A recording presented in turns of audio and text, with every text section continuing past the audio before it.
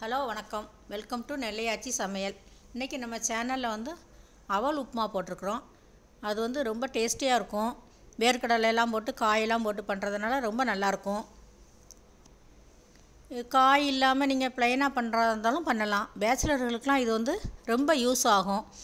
நீங்களும் இதை மாதிரி பண்ணி பார்த்துட்டு எனக்கு எப்படி இருக்குங்கிறத கமெண்ட் பண்ணுங்கள், ஷேர் பண்ணுங்கள், லைக் பண்ணுங்கள், சப்ஸ்கிரைப் பண்ணுங்கள். வாங்க அவல் உப்புமா எப்படி பண்ணுறதுங்கிறத பார்ப்போம். இப்போ வந்து நம்ம அவல் உப்புமா பண்ண போகிறோம். அவல் உப்புமாவுக்கு வந்து தேவையான பொருட்கள் என்னங்கிறத நம்ம பார்த்துருவோம். இது வந்து இன்றைக்கி நம்ம காயெல்லாம் போட்டு நான் பண்ணுறேன். காய் இல்லாமல் வெறுமனைனாலும் பண்ணிக்கலாம்.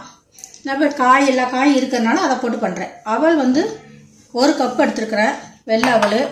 இதை வந்து நல்லா கழுகி தண்ணி ஊற்றி ஒரு 10 நிமிஷம் இல்லைன்னா 15 நிமிஷம் ஊற வச்சுக்கோங்க. ஊற வச்சா தான் நல்லாயிருக்கும். இது வந்து என்கிட்ட வந்து ஒரு கேரட்டு, 2-3 பீன்ஸு, உருளைக்கிழங்கெல்லாம் கட் பண்ணி வேக வச்சு எடுத்து வச்சுருக்கிறேன். இது 2 பெரிய வெங்காயம், ஒரு 5 பச்சை மிளகாய் கீரி வச்சுருக்கு. ஏன்னா பீன்ஸ் இப்படி போடுறதுனால பச்சை மிளகாயை வகுந்து வச்சுருக்கிறேன் 2. இது ஒரு பெரிய தக்காளி, ஒரு தக்காளி, கருவேப்பிலை, கொத்தமல்லி. கடைசியில் பிழியறதுக்கு வந்து லெமன்.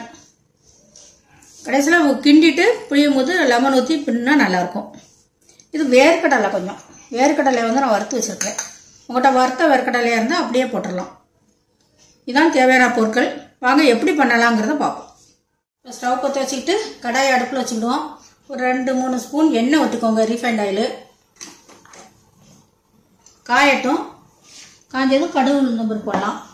வந்து சூடாகிட்டு எண்ணெய், கடுகு உளுந்தம்பருப்பு போடுவோம்.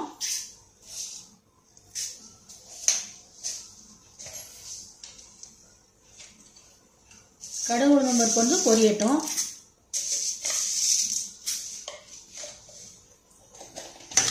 கடுகு உளுந்தம்பருப்பு பொரிஞ்சதும் கொஞ்சம் காயத்தூள் போட்டுக்கோங்க, காயப்பொடியை. காயப்பொடி போட்டு பொரிஞ்சதும் வெங்காயம் போட்டுக்கலாம். வெங்காயம், கருவேப்பிலை போட்டுக்கோங்க.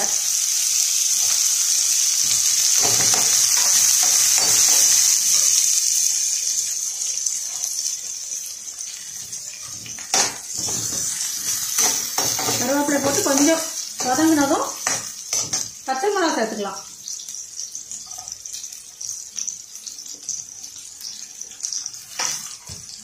பச்சை மிளகாய் சேர்த்து கொஞ்சம் நல்லா வதக்கிக்கிடுவோம்.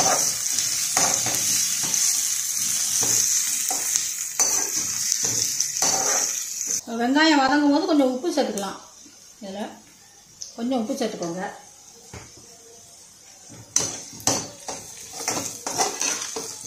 உப்பு சேர்த்து கொஞ்சம் நல்லா வதங்கிட்டு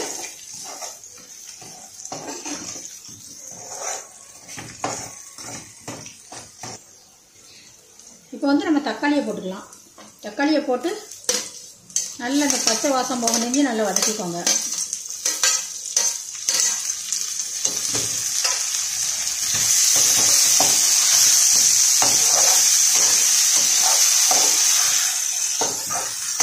தக்காளி போட்டு கொஞ்சம் மஞ்சள் தூளையும் இதில் போட்டுடலாம்.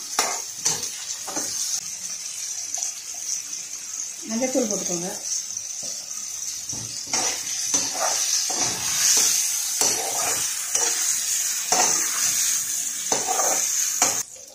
தக்காளி நல்லா சுருங்கி வந்துட்டு, எண்ணெய் பிரிஞ்சு வந்துட்டு, இப்போ நம்ம வந்து காயை போட்டுக்கலாம். ஏற்கனவே வந்து அவிச்சு வச்ச காய் தான், வேக வச்ச காயினால நம்ம வந்து போட்டு லேசாக எண்ணெயில் பிரட்டிட்டு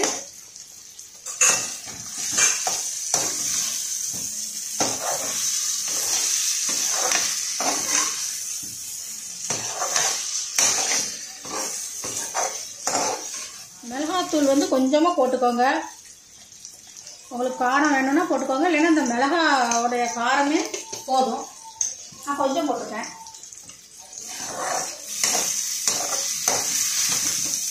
போட்டுட்டு இது நல்லா கிண்டி விட்டுட்டு மிளகாத்தூள் நம்ம போட்டுட்டோம். இப்போ வந்து நம்ம வந்து மல்லித்தூள் கொஞ்சம் போட்டுக்கோங்க.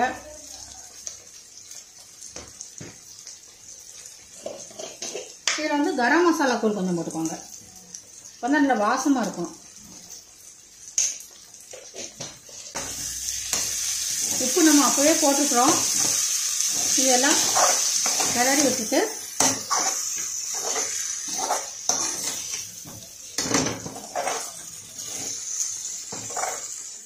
வந்து நம்ம நல்ல 10 நிமிஷம் ஊற வச்ச அவலை போட்டுருவோம். ஏன்னா ஊற வச்சாச்சுன்னா நல்லா உங்களுக்கு வந்து அவல் வந்து ரொம்ப சாஃப்டா இருக்கும்.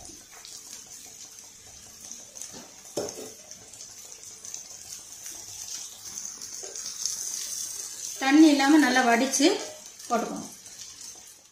நல்லா கிளறி விட்டுறணும்.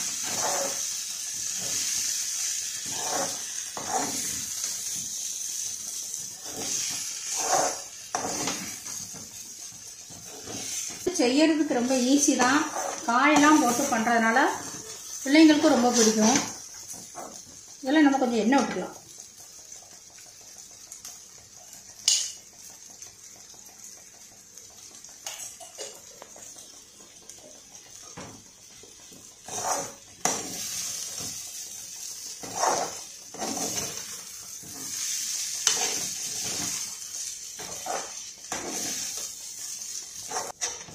இப்போ வந்து கொத்தமல்லி இலையை நம்ம போட்டுக்கிடுவோம். கொத்தமல்லி இலையை போட்டுட்டு வேர்க்கடலையும் போட்டு வறுத்து வச்ச வேர்க்கடலையும் போட்டுக்கோங்க.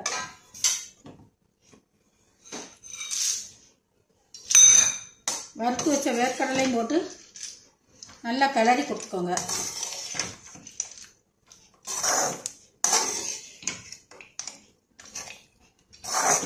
நல்லா கிளறி கொடுத்துட்டு இது வந்து நம்ம இறக்கி வச்சுட்டு நம்ம லெமன் புளியணும்.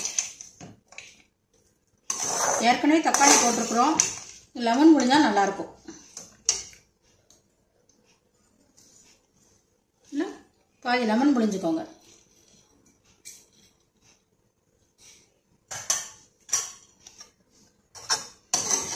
லெமன் புளிஞ்சு கிண்டி இறக்கிற வேண்டியதான். அவல் உப்புமா ரெடி. நீங்களும் செஞ்சு பாருங்க.